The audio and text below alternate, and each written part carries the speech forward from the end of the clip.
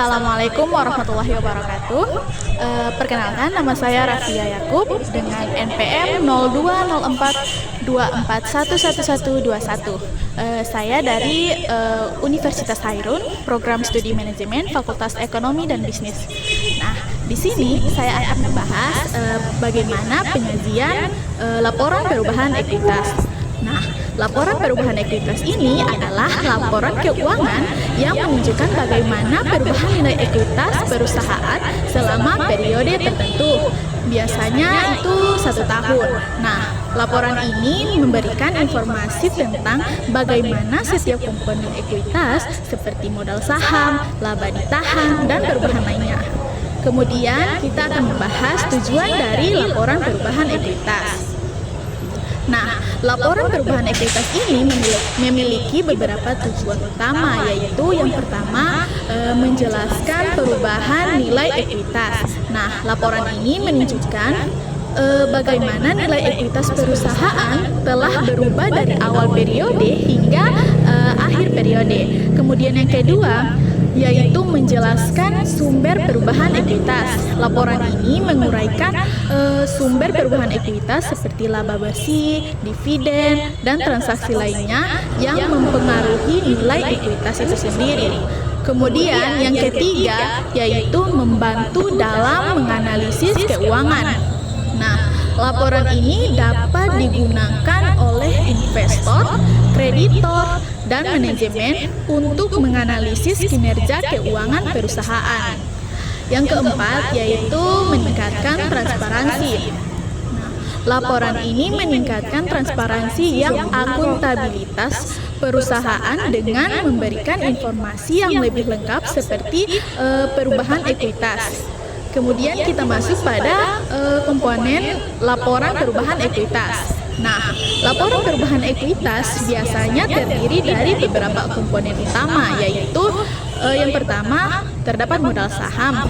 Nah, modal saham ini mewakili nilai nominal saham yang diterbitkan oleh perusahaan. Perubahan pada modal saham terjadi ketika perusahaan mengeluarkan saham baru atau membeli kembali saham yang telah diterbitkan.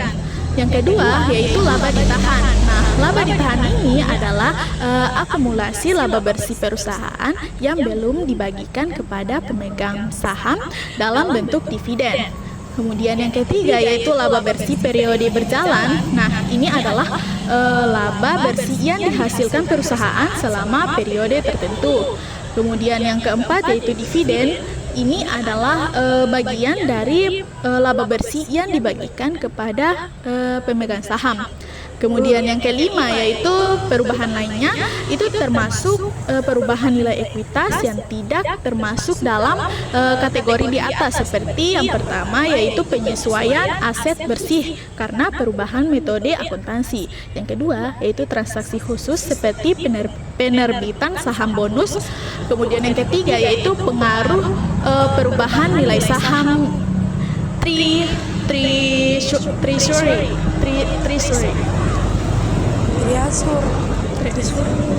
Nah, kemudian kita masuk pada cara membaca laporan perubahan ekuitas. Untuk memahami laporan perubahan ekuitas, kita perlu memperhatikan hal-hal berikut. Yang pertama, yaitu perubahan modal saham.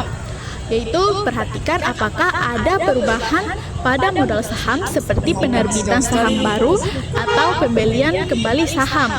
Kemudian yang kedua, yaitu laba bersih. Nah, kita menganalisis bagaimana laba bersih perusahaan berubah dari periode ke periode. Kemudian yang ketiga, yaitu dividen, yaitu kita memperhatikan berapa banyak dividen yang dibayarkan oleh perusahaan kepada pemegang saham. Kemudian yang keempat, yaitu perubahan lainnya. Nah, kita memperhatikan apakah ada perubahan lainnya yang mempengaruhi nilai ekuitas dan pahami alasan dibalik perusahaan tersebut. Kemudian contoh, kita masuk pada contoh laporan perubahan ekuitas. Nah, komponennya yaitu terdapat modal saham. Nah, modal saham ini di awal periode itu terdapat 1 miliar rupiah. Nah, Kemudian terdapat perubahan yaitu 200 juta rupiah. Kemudian di akhir periode itu terdapat 1.200.000.000. Nah, komponen yang kedua yaitu laba ditahan. Ini laba ditahan ini pada awal periode itu terdapat 500 juta rupiah. Nah, terdapat perubahan yaitu 300 juta rupiah. Nah, yang tersisa di akhir periode yaitu 800 juta rupiah. Nah, total dari ekuitas dari seluruh komponen antara modal saham dan laba ditahan yaitu 2 miliar rupiah.